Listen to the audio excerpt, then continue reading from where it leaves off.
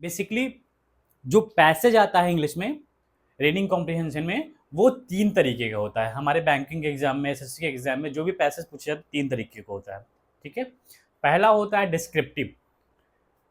Descriptive में क्या होता है कि मोस्टली ये डेटा ड्रिवन होते हैं। लंबे लंबे पैसेज देख के आपको डरना नहीं है, मैंने इसमें लिखा भी है long passage with less significance, जो केवल डेटा ड्रिवन होते हैं, यानी कि उसमें डेटा को सेलेक्ट करना होता है या पर्टिकुलर एक शब्द पकड़ना होता है, उसी से वो सॉल्व हो जाते हैं।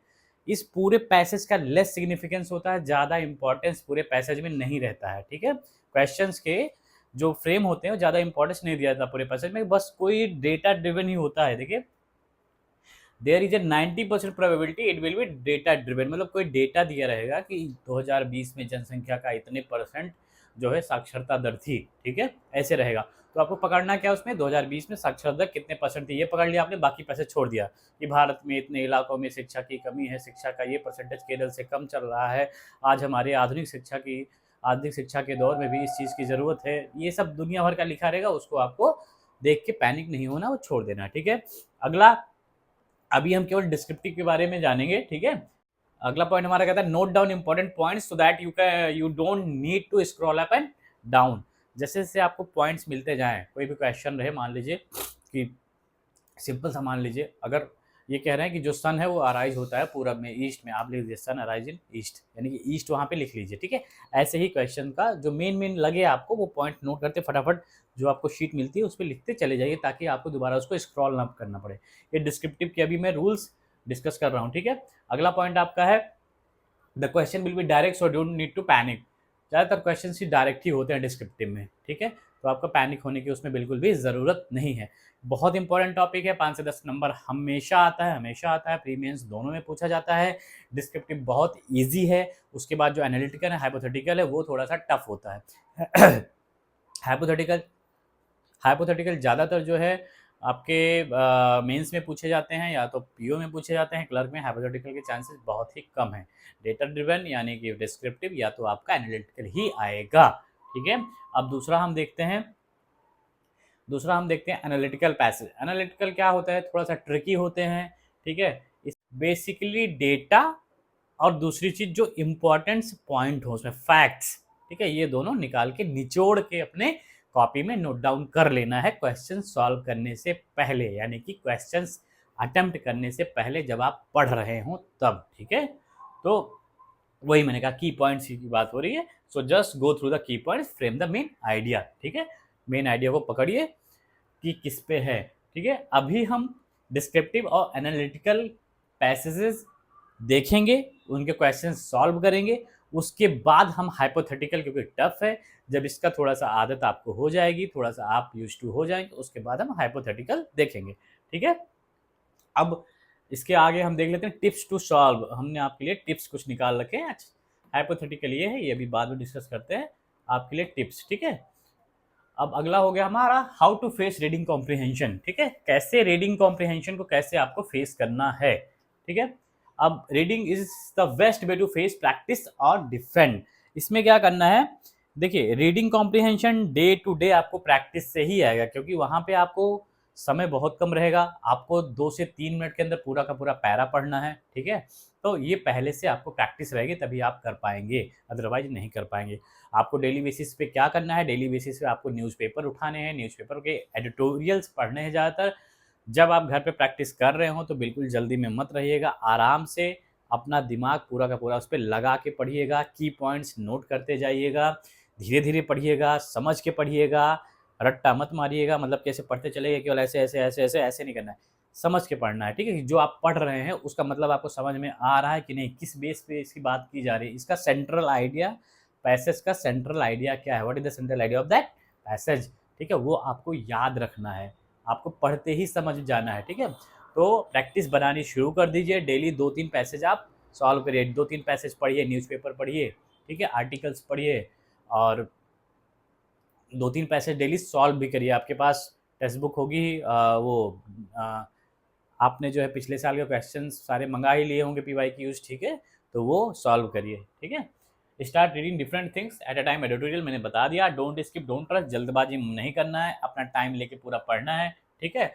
अच्छा, fourth is the most important, ठीक है, अगर आपको कोई क्वेश्चन नहीं समझ में आ रहा है, ठीक है, आपको 2-3 बार आपने पढ़ लिया, पैसेज भी पढ़ लिया, नहीं समझ में आ रहा है, उसको क्विट कर दीजिए, छोड़ दीजिए, मत अटेम्प्ट करिए, क्योंकि माइनस मार्किंग है, ठीक है। नहीं समझ में आ रहा है, छोड़ दीजिए, ठीक है। एक ही चीज़ पे टाइम नहीं देना। Don't skip the data driven question. Data driven questions जो हो उसको ज़्यादातर कोशिश करिएगा स्किप ना करें आप, ठीक है, क्योंकि डेटा ड्रिवन देखिए आपने सॉल्व किया होगा, जैसे बार ग्राफ्स आते हैं, पाई चार्ट में दे दिया जाता है। अब अगला, aim to solve at least 3-4 passage per day. मैंने बोला ना 3 पैसेज आप डेली सॉल्व करना है आपको, तो ये कोशिश करिएगा कि जो आप एडिटोरियल पढ़िए या कुछ भी पढ़िए, कहीं से भी पैसेज पढ़िए, न्यूज़ पढ़िए, एडिटोरियल पढ़िए, तो उसका सेंट्रल आइडिया समझिए और डेली 2 से 3 पैसेज करिए, ठीक है, लगाइए, ठीक है। Mastering reading comprehension is a slow process. Mastering क्या है, रीडिंग कॉम्प्रिहेंशन स्लो प्रोसेस है, जैसे जैसे आप पढ़ेंगे तभी आएगा आपको, ठीक है। आगे देखते हैं, आगे हमारा है ये पैसेज है, बहुत सिंपल सा पैसेज। मैंने आपको एक सेंट्रल आइडिया समझाने के लिए ये पैसेज उठाया है।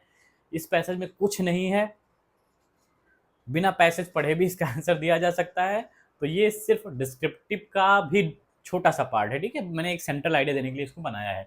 The sun is the centre of our solar system, it is a star that provide light and heat to the earth, ठीक है। अब पहला क्वेश्चन आपका, अब आपने यहाँ पे देख लिया the sun is the centre of our solar system, ये पूरा आप सेंट्रल आइडिया आपके दिमाग में क्या आया, पहली लाइन पढ़ के पक्का सोलर सिस्टम के बारे में बात करेगा, पक्का ये सोलर सिस्टम के बारे में बात करेगा। It is a star that provide light and the heat of the earth.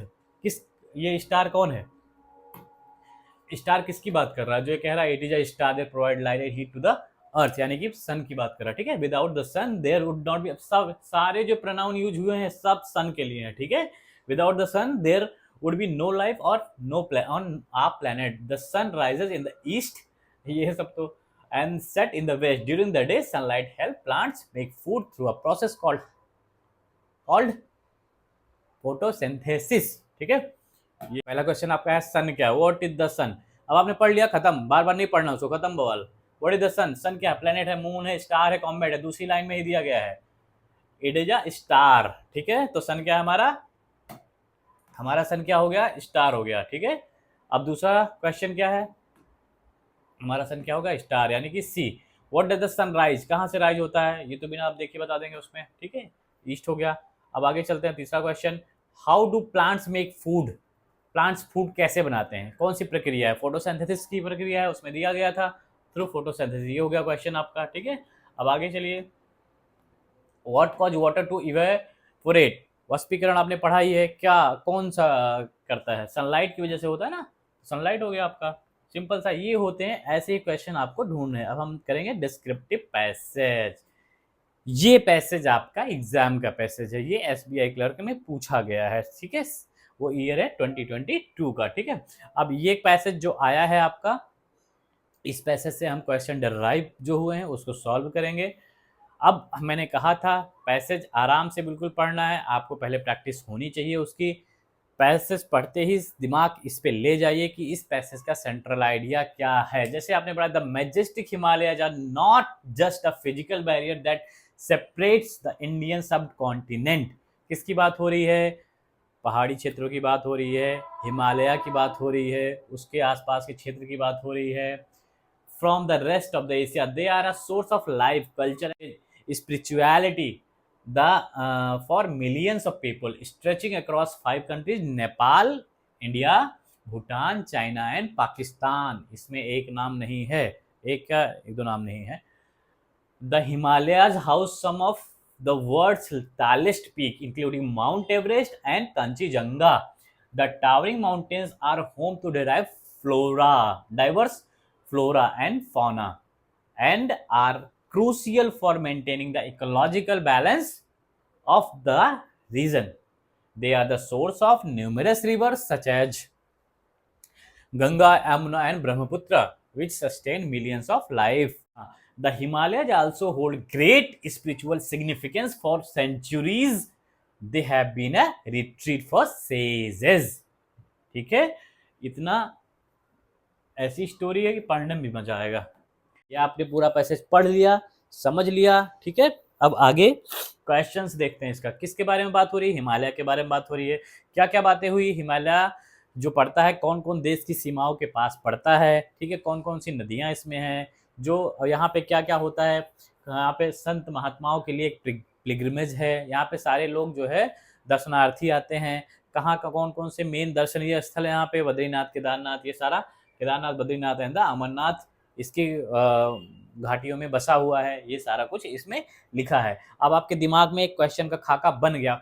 मैं कहता हूँ रीडिंग कॉम्प्रिहेंशन में कुछ नहीं है, बस आपको प्रैक्टिस होनी चाहिए, इंग्लिश की समझ होनी चाहिए, अच्छे वोकैबुलरीज तैयार होने चाहिए, आपके टेंसेज प्रॉपरली आने चाहिए, सब कुछ आने चाहिए, ताकि उसकी मीनिंग समझने में आपको दिक्कत ना हो। इसमें दिक्कत वही उसको होगी जो इसको इंग्लिश समझने में दिक्कत है। रीडिंग कॉम्प्रिहेंशन जिसको इंग्लिश आती है उसको कोई दिक्कत नहीं हो, बस थोड़ी सी प्रैक्टिस, आपके 10 नंबर पक्के। ठीक है, तो हम इंग्लिश पे जल्दी ही अच्छा वीडियो बनाने वाले हैं कि जिसको इंग्लिश 0 से स्टार्ट करना हो वो कैसे करे, कैसे जो है मास्टरी जो है पाए इंग्लिश में 15 दिनों में, वो हम जल्दी ही लेके आएंगे। इस पे देखिए क्वेश्चन कैसे फॉर्म होते हैं। हमारा क्या है, विच of the following countries is not mention at the part of the Himalayas. हमने ऊपर ही बोला था, इसमें एक कंट्री का नाम नहीं दिया गया है जो कि हिमालय के पार्ट है, यानी कि हिमालय जिसके पार्ट में पड़ता है। अच्छा, मैंने ऊपर किसका किसका नाम लिखा है, देखिए इंडिया, नेपाल, भूटान, चाइना, पाकिस्तान, ये नाम आपके दिमाग में होने चाहिए, आपको स्क्रॉल ना करना पड़े। इंडिया, नेपाल, चाइना, भूटान, पाकिस्तान, कौन सा नहीं था, Bangladesh. Bangladesh is the answer. Which of the following river originate in the Himalayas. कौन सी नदी हिमालय से ओरिजिनेट होती है, ये तो कॉमन सेंस की बात है, सारे लोग ने पढ़ा कि गंगा जी जो है गौमुख से निकलती हैं हिमालय के, तो बी का आंसर है गंगा।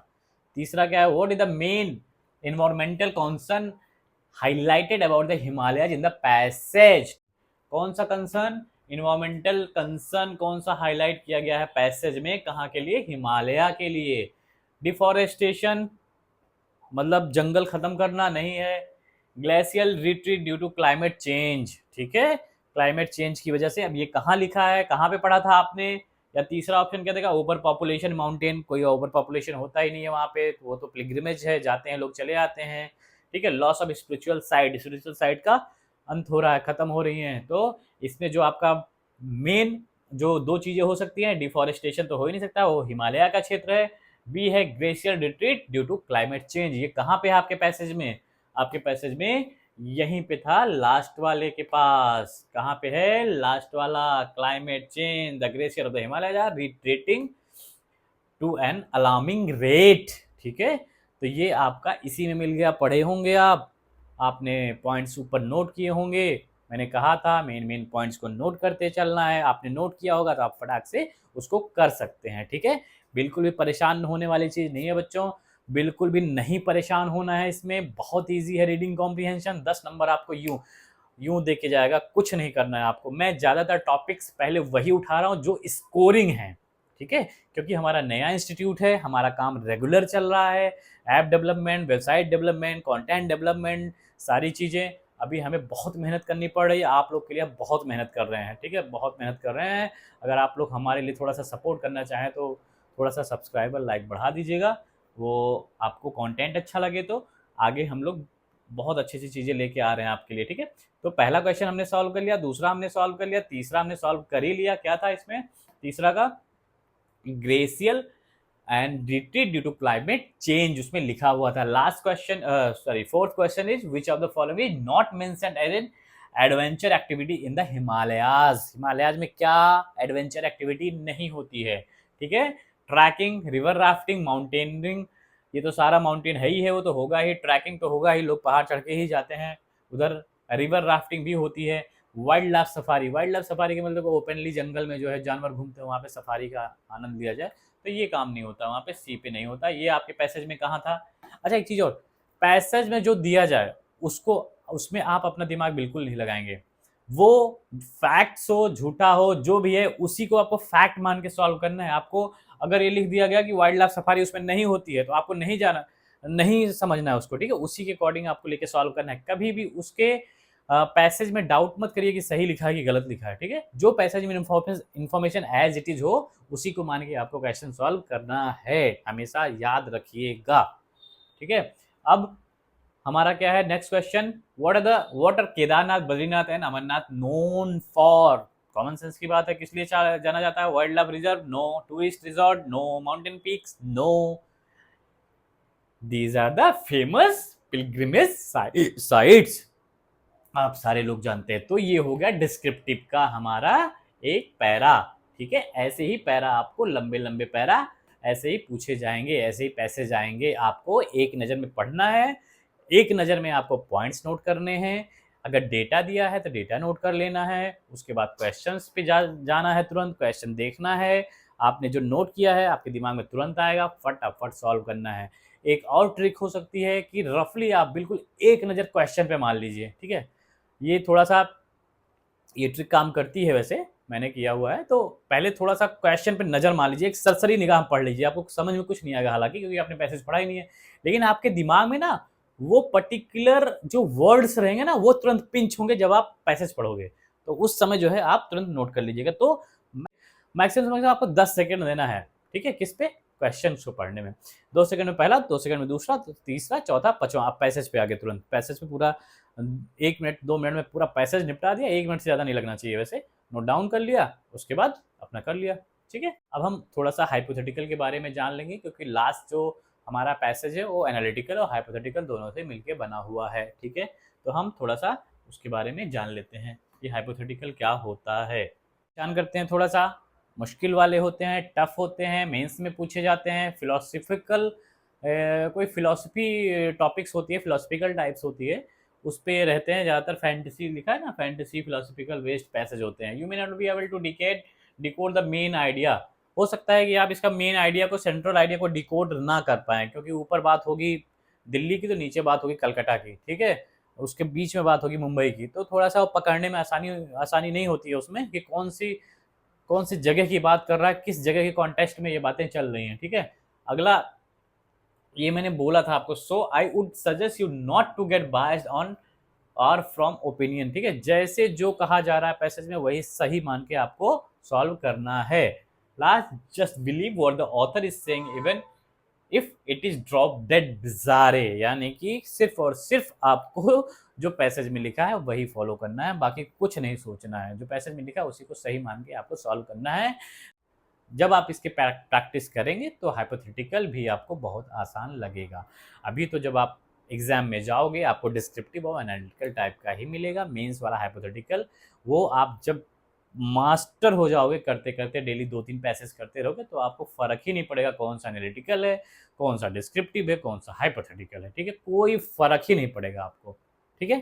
तो अब हम हमारा जो लास्ट पैसेज है वो हम देखते हैं, पैसेज को हम सॉल्व करेंगे और हमारा जिससे ये पूरा का पूरा रीडिंग कॉम्प्रिहेंशन कवर हो जाएगा, ठीक है। फिर हम अगली क्लास में जो लेटेस्ट में टफेस्ट क्वेश्चंस आए होंगे वो हम लोग उसको कवर करेंगे। उसमें एक क्लास हम लोग करेंगे जिसमें वो सारे क्वेश्चंस उठा के हम उसमें 5-6 पैसेज को सॉल्व करेंगे। उसमें आप देखिएगा सेंट्रल आइडिया कैसे डेराइव किया जाता है। वैसे मैं सारा बता दे रहा हूँ, बस आपको प्रैक्टिस करनी है।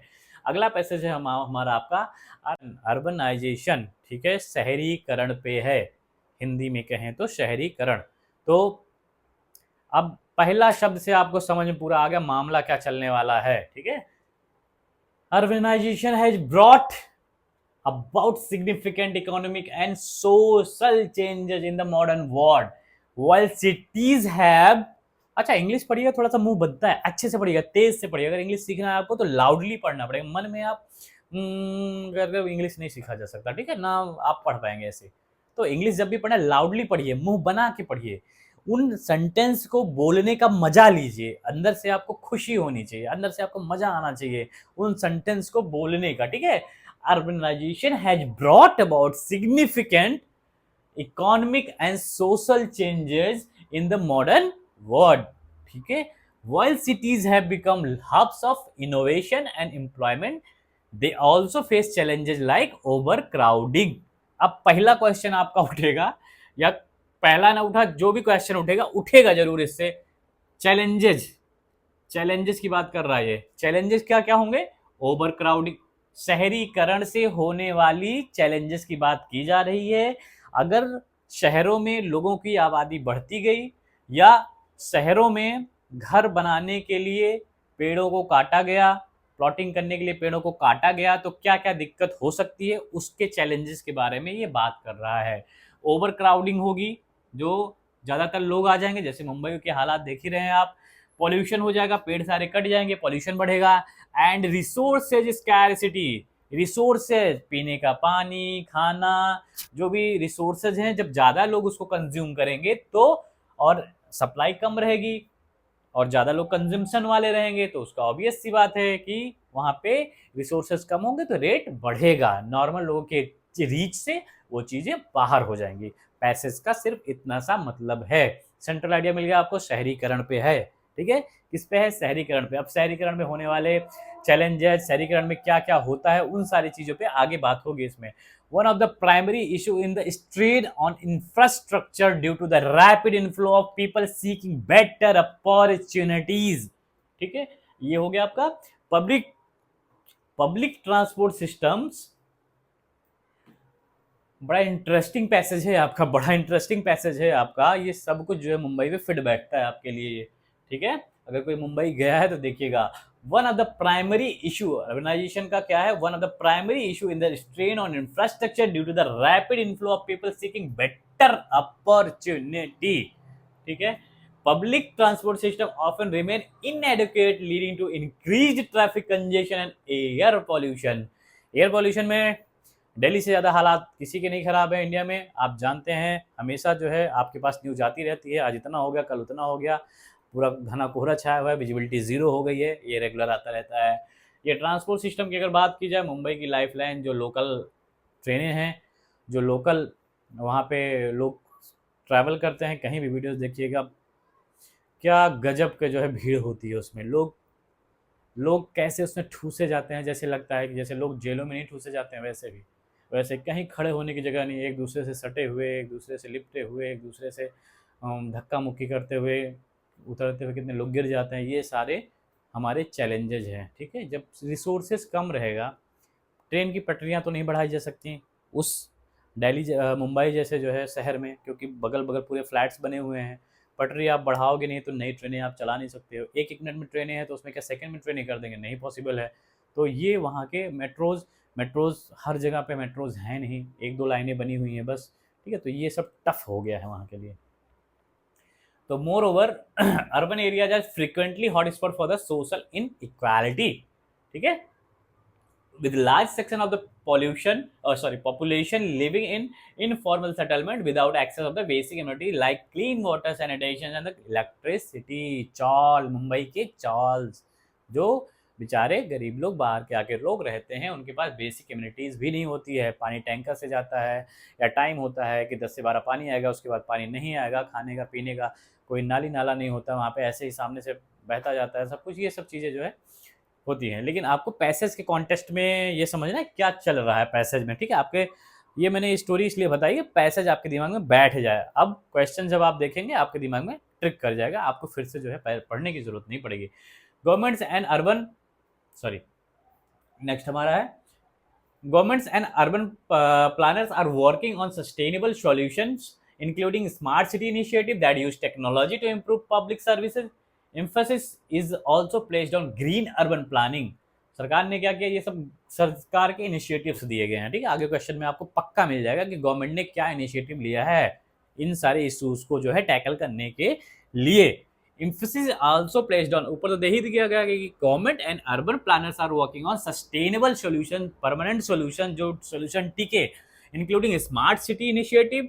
अच्छा, स्मार्ट सिटी में सबसे बेस्ट सिटी इंडिया की कौन सी है? जो बिल्कुल नए रूप में डेवलप की गई है, बिल्कुल मतलब कि एक लेआउट में डेवलप की गई है, उसको सबसे मॉडर्न स्मार्ट सिटी कहा जा सकता है। ठीक है, अगर आपको मालूम होगा तो कमेंट बॉक्स में आप कमेंट करिएगा। प्लानिंग, हाँ, technology to improve public services. Next है emphasis is also placed on green urban planning, promoting renewable energy, efficient waste management and affordable housing to ensure inclusivity and sustainability. However, success depends on the collaborative efforts involving all stakeholders। कौन कौन? Government, businessman and businesses and citizens. ठीक है, कई तो वहाँ के लोग ही विरोध कर देते हैं, नहीं हमारी चौल नहीं उखाड़ी जाएगी, हमें कुछ नहीं चाहिए, हमें घर यहीं पे बनाना है, हम यहीं पे रहेंगे। उनको मना के जो है मनाया जाता है कि आपको जो फ्लैट बनाएंगे उसमें एक फ्लैट दे देंगे। ऐसे ही हो रहा है, बेसिक चीज़ें वहाँ पे नहीं मिल पा रही हैं। आपको एक केस याद होगा बाकी बिहारी का, हमारे मथुरा में वृंदावन में बांके बिहारी जी का मंदिर है, भगवान बांके बिहारी का।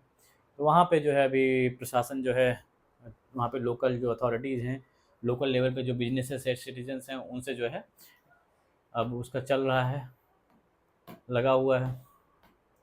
तो जब तक देखिए तीनों लोग जब तक सपोर्ट नहीं करें, गवर्नमेंट, बिजनेस एंड सिटीजन्स, तब तक जो है पॉसिबल नहीं होता है। ठीक है, अब हम इसके क्वेश्चंस देखेंगे। ठीक है, questions according to the passage which of the following is the most significant challenge arising from rapid urbanisation. शहरीकरण से होने वाले सबसे पहले और बहुत इंपॉर्टेंट चैलेंज इनमें से कौन से हैं पैसेज के according? Innovation in the urban planning, urban planning में इनोवेशन, कोई चेंज है? कोई इसमें चैलेंज था क्या? नहीं चैलेंज है। Creation of smart city initiative, ये चैलेंज नहीं है, ये तो आपकी अपॉर्चुनिटी, मतलब कि वहाँ पे इनिशिएटिव लिए गए हैं। इंक्रीज इन एम्प्लॉयमेंट अपॉर्चुनिटी, ये तो इशू हो ही नहीं सकता, ये तो और मेरिट्स हो गए। ठीक है, ये तो फायदा हो गया उसे। तो अब क्या है?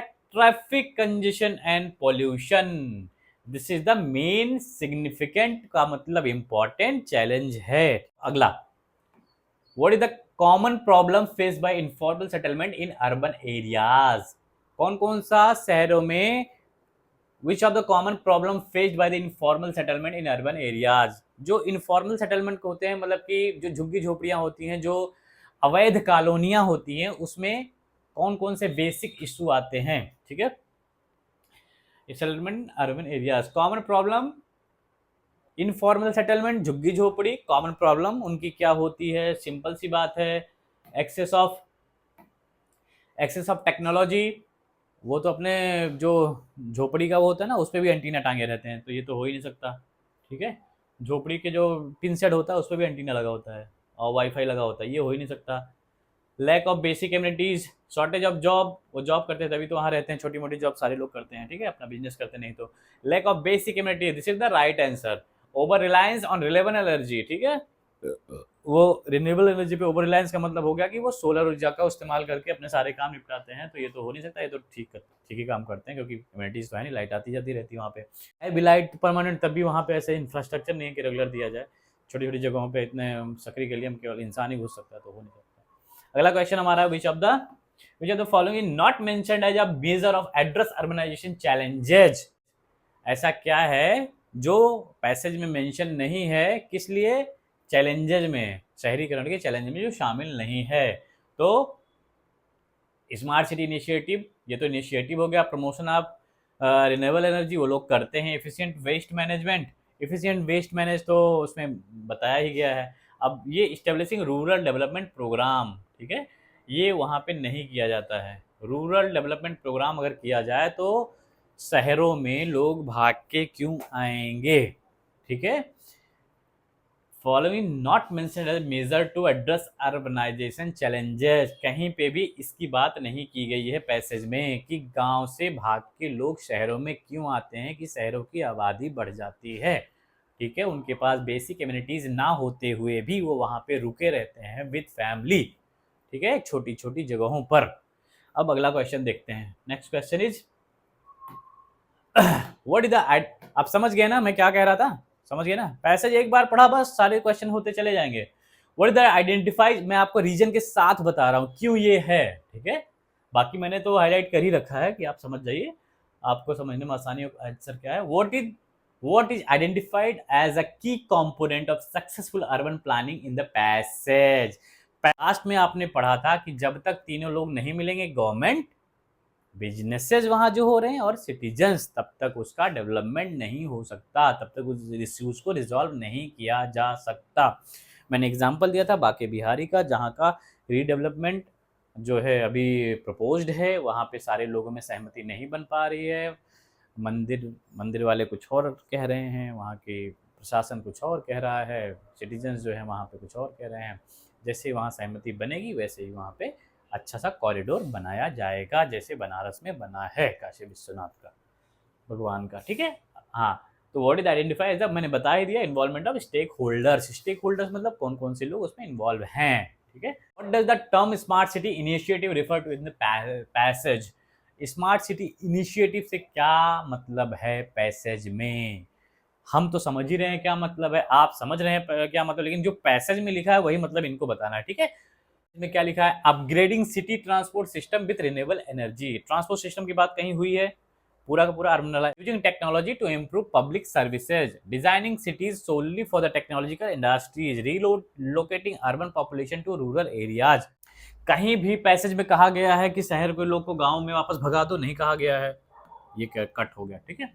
स्मार्ट सिटी इनिशिएटिव का पैसेज में क्या मतलब है, बस ये कितना पूछ रहा है।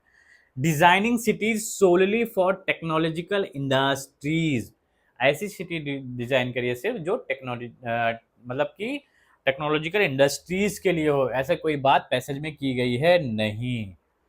Using technology to improve public services, इस पे बात की गई थी कि हमें टेक्नोलॉजी यूज करनी चाहिए सारे स्टेक होल्डर्स की सहायता से, उनकी हेल्प से, जिससे सर्विसेज हैं, ट्रांसपोर्ट का सिस्टम हो गया, वाटर ड्रेनेज का सिस्टम हो गया, इलेक्ट्रिसिटी का दिक्कत हो गया, सारी सर्विसेज अच्छे से दी जा सकें, ठीक है। तो this is the right answer.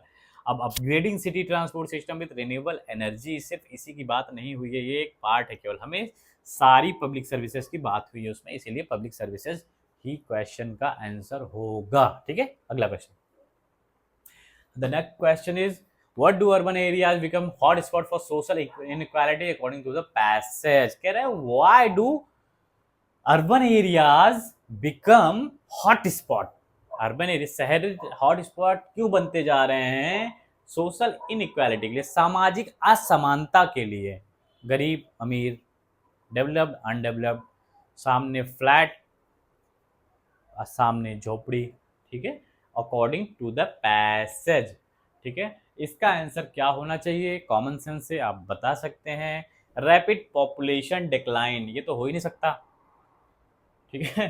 Social inequality हो रही, रैपिड पॉपुलेशन डिक्लाइन से तो हो ही नहीं सकता। अगर पॉपुलेशन कम होगी, संसाधन ज़्यादा होंगे, तो हमारी जो है चीज़ें सस्ती होंगी, सबकी पहुंच में होगी, तब तो और डेवलपमेंट होना चाहिए। पहला question incorrect.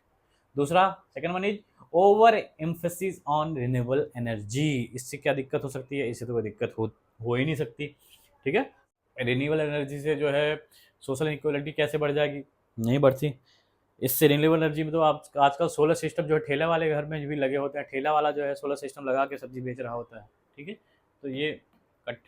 In educate basic amenities the informal settlement, अब ये आपका हो गया आंसर, इनफॉर्मल सेटलमेंट की वजह से सोशल इनइक्वालिटी बढ़ रही है। सरकार परमिशन नहीं देती है कि आप अगर एक फ्लैट नहीं ले सकते हैं मुंबई में, अच्छी जगह नहीं रह सकते, तो आप जाके झुग्गी झोपड़ी या नाले किनारे सोइए या रहिए, वो नहीं कहती है। लेकिन लोग रोजगार के लिए, बेचारे लोग, हम लोग रोजगार के लिए जाते हैं वहाँ पे, तो कहाँ रहे, हमारे पास इतना पैसा तो है नहीं कि हम होटल्स में रहेंगे या फ्लैट्स ले पाएंगे, तो हम एक इनफॉर्मल सेटलमेंट यानी कि जो झुग्गी झोपड़ी होती है उस सेटलमेंट की तरफ बढ़ते हैं, वहाँ पे जाते हैं, 1000-2000 में रूम ले लेंगे, एक रूम में 10 लोग रहेंगे। वो इनफॉर्मल सेटलमेंट जो होता है वो सोशल इनइक्वालिटी को बढ़ावा देता है। अब मुंबई में अमीर अमीर लोग, एक तरफ गरीब गरीब लोग, समझ रहे हैं, वो इनइक्वालिटी कहाँ से आती है, इनफॉर्मल सेटलमेंट से आती है। अगर इनको ग्रुप्स में डिवाइड कर दिया जाए कि इनकम, इतने इनकम ग्रुप के लोग इतने आ सकते हैं, इतने इनकम ग्रुप के लोग यहाँ रहेंगे, उनको प्रॉपर अलग अलग एमिनिटीज दी जाए, तो ये सोशल इक्वालिटी नहीं होगी। लेकिन फिर वहाँ रोजगार होना चाहिए, लोग रोजगार के लिए तो बाहर जाते हैं। अगर फैक्ट्रियाँ और नौकरियाँ हमारे अवेलेबल हों छोटे शहरों में, तो लोग बड़े सिटीज़ में क्यों आएंगे, ठीक है। तो ये हो गया आपका आंसर, ठीक। मेरी सारे लोग से ये रिक्वेस्ट है, ज़्यादा से ज़्यादा इसके एक्सरसाइजेस करिए। मैंने लिंक में बुक्स का लिंक दिया हुआ है, डिस्क्रिप्शन में लिंक बुक्स का दिया हुआ है, आप पिछले साल के क्वेश्चंस मंगवा लीजिए खूब अच्छे से।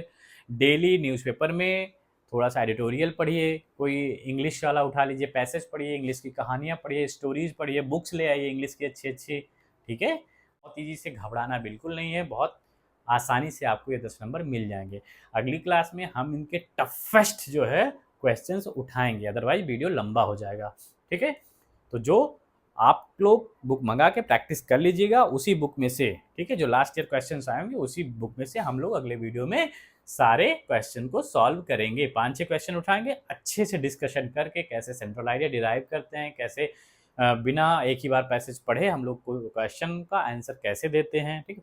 कैसे एक ही बार केवल पढ़ के क्वेश्चन का आंसर कैसे देना है, पैसेज के सेंट्रल आइडिया को कैसे समझना है। अच्छा, पैसेज कहीं बाहर से थोड़ी आ जाते हैं, जो हमारे सराउंडिंग्स में जो टॉपिक्स चल रहे होते हैं, न्यूज़ में चल रहे होते हैं, उसी से ले दे के कुछ ना कुछ बन जाता है। तो अगर आपको पहले से वो न्यूज़ पता रहती है, बहुत हेल्प मिलती है आपको। आधी चीज़ें तो बिना पढ़े आप समझ जाते हैं किस बारे में बात कर रहा है, अगला क्वेश्चन का आंसर क्या होगा, ठीक है।